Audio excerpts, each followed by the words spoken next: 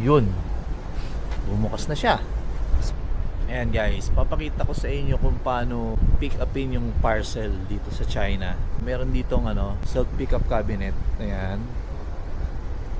Kapag dumating na yung parcel, may magme-message sa'yo, detect sa'yo yung pinaka passcode para makuha mo yung parcel. Pag tinype mo yung code, magbubukas yung cabinet na yan.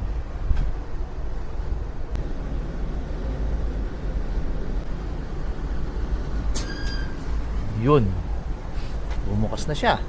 So, nakita nyo, yan, yun na yung aking parcel. Yes.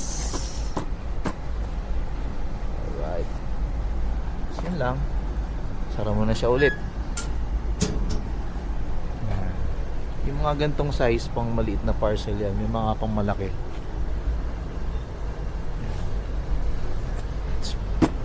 Okay na, ano ng parcel ko. Alright.